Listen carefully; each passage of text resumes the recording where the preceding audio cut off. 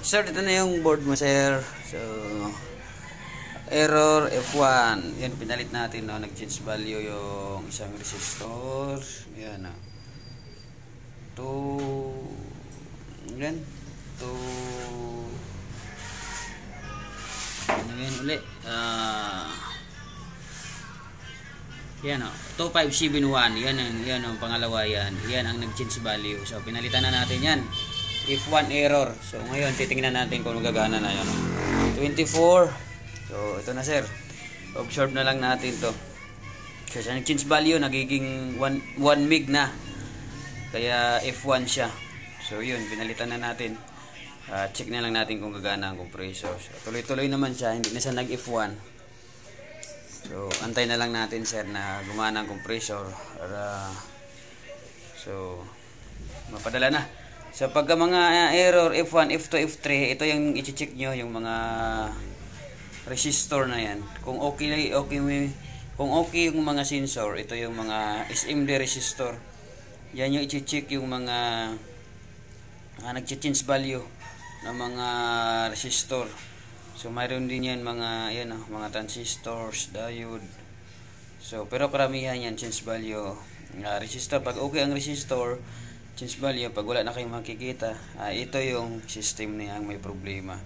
So ito, inobserbahan na lang natin na gagana yung compressor natin. So nalagyan na natin ng compressor yan. Compressor.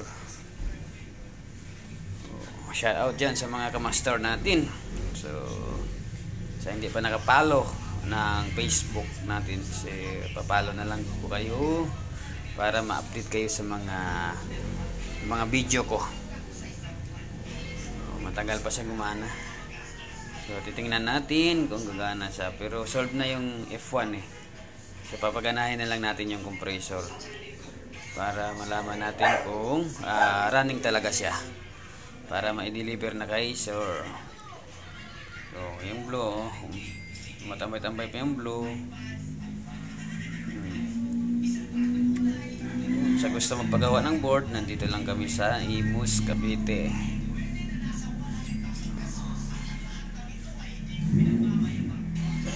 Inaantay na lang natin to na gawa na. Gagana. So mayroon tayong ginagawang hire dito. So marami tayong, ayun o. So standby blue, tapos compressor, gana. Ito na, gumagana na. Gumana na pa? Oo, yan o. Magana na kamo. Tawag na lang kay sir. Okay na yung board niya. Gumagana ng compressor, solve na. Wala na, hindi na nag-F1. Okay, ayos.